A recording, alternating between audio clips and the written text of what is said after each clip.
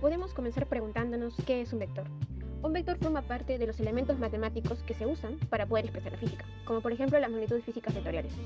Cuando mencionamos el volumen de una botella puede ser 1 litro o 750 centímetros cúbicos, estamos mencionando una magnitud la cual consta de unidad y un número. Esta botella, pese a que la lancemos o movamos, no va a cambiar de volumen. Por lo tanto, esta es una magnitud que se mantendrá constante, depende a la capacidad de la botella. Esta es una magnitud escalar, pero sin embargo no es la que vamos a estudiar, pues existen magnitudes que no solo son suficientes con una unidad y un número. Pues por ejemplo, cuando queremos dar la dirección a un turista sobre cómo llegar a un lugar, tenemos que mencionarle hacia qué dirección ir, si caminar hacia la derecha o la izquierda, o si de cuántos metros o cuadras debe de caminar. Por ejemplo, en el parte meteorológico que se está mostrando sobre Capital Federal, estamos dándonos cuenta que hay información sobre la temperatura, la humedad y la presión. En el caso de la temperatura, nos está haciendo mención de 26,2 grados centígrados. 26,2 vendría a ser el número y grados Celsius sería la unidad. Esta es suficiente información para poder decir la temperatura, que vendría a ser una magnitud escalar. Sin embargo, para complementar bien la información del clima, también es necesario el uso de magnitudes vectoriales como el viento, la cual nos da una dirección sobre el noreste y la fuerza con la que viene el viento, que sería de 3 km por hora. Ejemplo de más vectores vectoriales sería la gravedad, que siempre apunta hacia abajo, y la fuerza en la que pueden chocar los objetos, o el campo eléctrico en la dirección en que vaya o se dirijan los electrones. Un vector tiene características.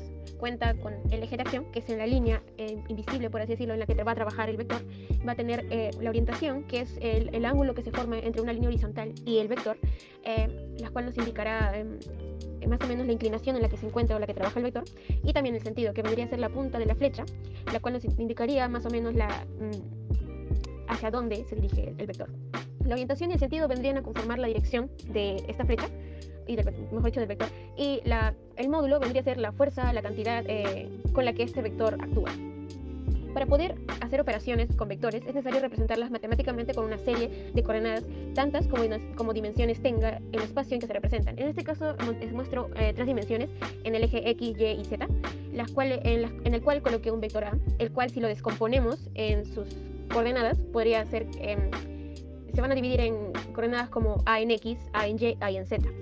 Ahora, también hay vectores unitarios, al descomponer este vector A, van a quedar pequeños vectores paralelas a su eje. Por ejemplo, en el eje X vamos a encontrar un vector Y, que sería el vector unitario en esa dirección, en ese eje. También el vector unitario J en el eje Y, el vector unitario K en el eje Z.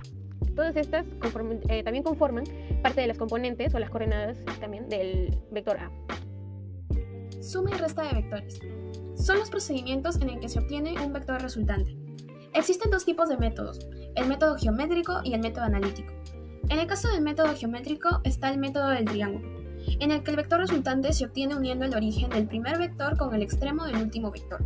También está el método del polígono, que se usa para hallar la resultante de 3 a más vectores. Además, como en el método anterior, se debe graficar los vectores uno a continuación del otro. En el caso del método analítico, está la suma y resta de componentes, que consiste en sumar o restar los componentes rectangulares de distintos vectores. También está el método del paralelogramo, en el que los vectores deben formar un ángulo entre sí. Se puede hallar el módulo del vector resultante usando la ley de cosenos. Y por último está el método del triángulo, en donde se usa la ley de senos para hallar el módulo del vector resultante. Ahora bien, ¿qué es un producto vectorial? En matemáticas, el producto vectorial de Gibbs o producto cruz es una operación binaria entre dos vectores en un espacio tridimensional. El resultado es un vector perpendicular, como podemos observar aquí, a los vectores que se multiplican, en este caso v y u, y por lo tanto normal al plano que lo contiene. Debido a su capacidad de obtener un vector perpendicular a otros dos vectores, cuyo sentido varía de acuerdo al ángulo formado entre estos, esta operación es aplicada con frecuencia para resolver problemas matemáticos, físicos o de ingeniería. Ahora bien, el producto cruz se puede expresar mediante un determinante, el cual es el que podemos ver en pantalla. Esta es una manera más compacta de presentarlo, pues detrás de este hay una operación un poco más grande, el cual se demuestra de dónde obtenemos esto. Este producto cruz da origen a la llamada regla de la mano derecha o regla del sacacorchos. Podemos determinarla girando el primer vector hacia el segundo vector por el ángulo más pequeño.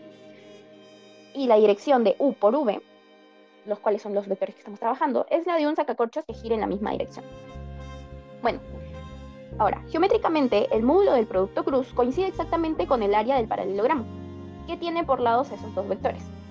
Ahora, Conocer la relación entre el módulo del producto cruz y el área del paralelogramo formado por estos vectores es esencial para resolver una variedad de problemas en matemática, física y otras disciplinas, ya sea para la resolución en el cálculo de áreas en geometría, en la física, en electromagnetismo, en mecánica de fluidos, el cual es una rama de la física, en ingeniería y diseño, como lo es en ingeniería mecánica, civil o aeroespacial, y asimismo en navegación y geometría espacial. Bueno, en resumen, la relación entre este producto cruz y el área del paralelogramo es una herramienta poderosa que simplifica la resolución de problemas en diversas disciplinas, permitiendo a los matemáticos, científicos e ingenieros abordar problemas de manera más eficiente y precisa en entornos tridimensionales. Y esto vendría a ser todo sobre, bueno, lo que es el producto vectorial.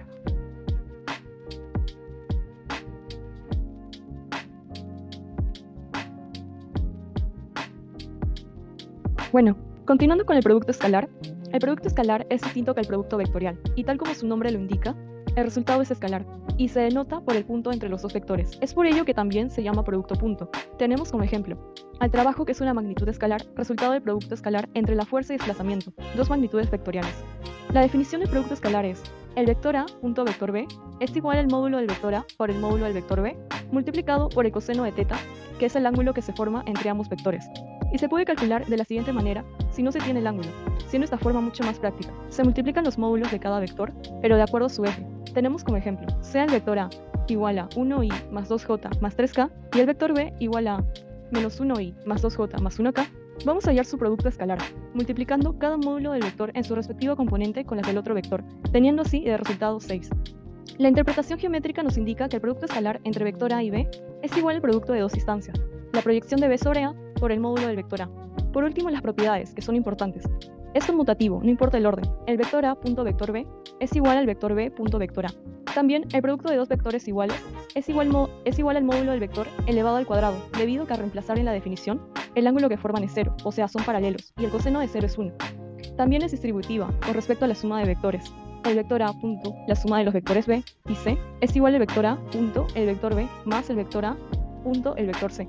Y por ello, es importante. Y por último, es asociativo con respecto a la multiplicación por un escalar. No varía en las distintas agrupaciones.